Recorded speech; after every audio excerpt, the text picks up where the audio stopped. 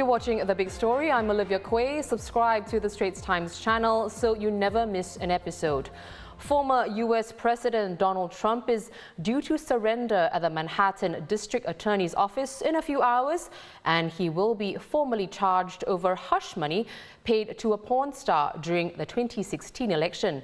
He's expected to plead not guilty. Here he is arriving at Trump Tower on Monday under tight security after flying in from his Mar-a-Lago estate in Florida. Trump is the first U.S. president ever to be criminally indicted. As part of his arraignment, he should undergo the standard booking procedure of being fingerprinted as well as photographed in what's likely going to be a very famous mugshot. Dozens of Trump supporters gathering, and while it doesn't look like many, they've announced plans to hold a rally on Tuesday morning. New York Mayor Eric Adams has warned that anyone protesting violently will be, quote, arrested and held accountable no matter who you are.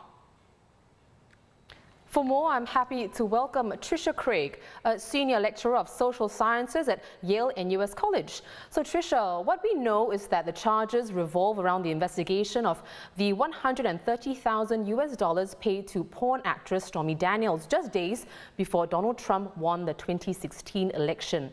The specific charges will be revealed during Tuesday's hearing, but what could they entail, do you think?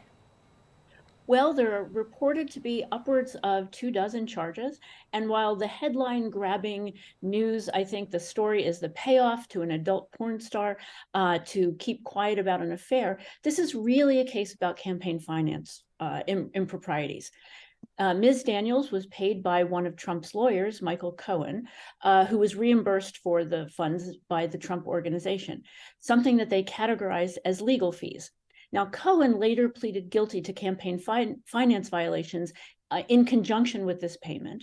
And so after he went to jail for 3 years, the prosecutors are really continuing to look into this. The payment seems to be at the root of the charges that we're likely to see when the indictment is unsealed. And it will be around Trump's financials, what was going on with financing his presidential campaign, but also his dealings with Cohen could amount to kind of attempting to falsify documents. That's a misdemeanor, but it could be elevated to felony charges. Right. Well, Trisha, we won't see Donald Trump in handcuffs tomorrow, at least when he leaves Trump Tower on his way to the courthouse. But could you walk us through what could happen after the hearing? I don't imagine we'll see him in an orange jumpsuit either. No, we will not. And as you're right, we're unlikely to see him in handcuffs. And we might not even get the mugshot that so many people are excited about seeing. But we also probably won't see a lot of Trump in New York. After he appears in court, and the documents are unsealed, he will plead not guilty, and then he'll be released on his own reconnaissance, presumably.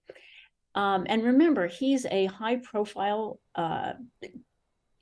public figure. Emotions are running high, and so there are some security concerns. So we're also, unlike an episode of Law and Order, we're not going to see him and his lawyers come down the steps of the courthouse to face a scrum of reporters. They will likely take him to the back where his motorcade will be waiting. The motorcade will take him to his plane, and then he will depart for Florida and Mar-a-Lago, his home, where he's expected tonight to make a primetime speech. Typical Donald Trump, I see. Well, Trisha, will this stop him from running for president in 2024? Or will the criminal charges actually give his campaign a boost? Yeah, this will absolutely not slow down his run for the presidency again.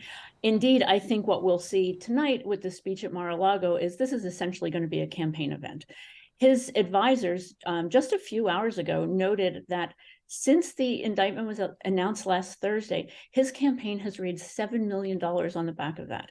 But also his poll numbers have gone through the roof.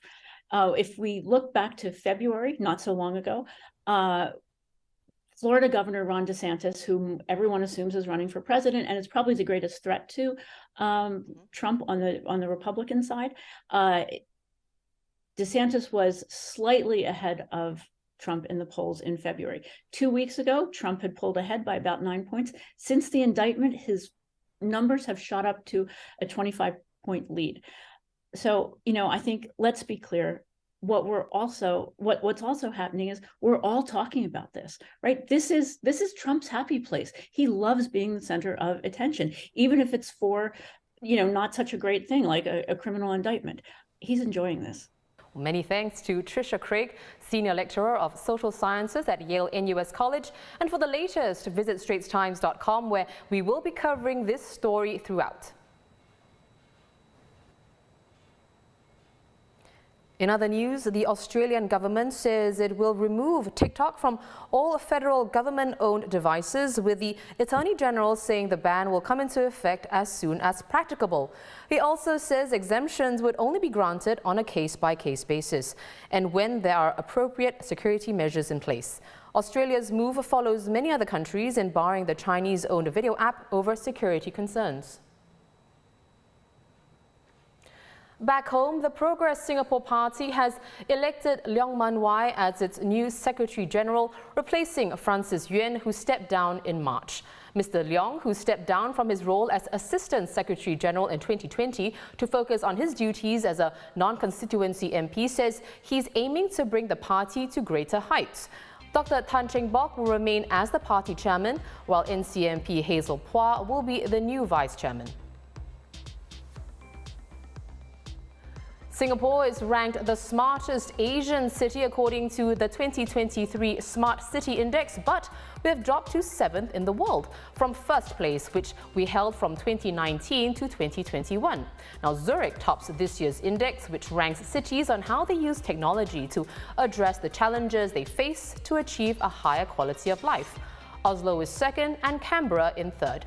Well, as the top Asian city, Singapore fared well in areas like providing medical services, having green spaces and access to quality education. About 75% of Jurong Bird Park's 3,500 birds have finally moved and are ready to welcome visitors to their new home at the Bird Paradise in Mandai. The relocation of the birds started from January the 4th, with the remaining expected to move in the coming weeks ahead of the new park's May 8th opening. More than 80 staff members were involved in the relocation because of the close attention and coordination needed to ensure the safety of the birds. Well, you can find out more about this great migration on our interactive article at straitstimes.com.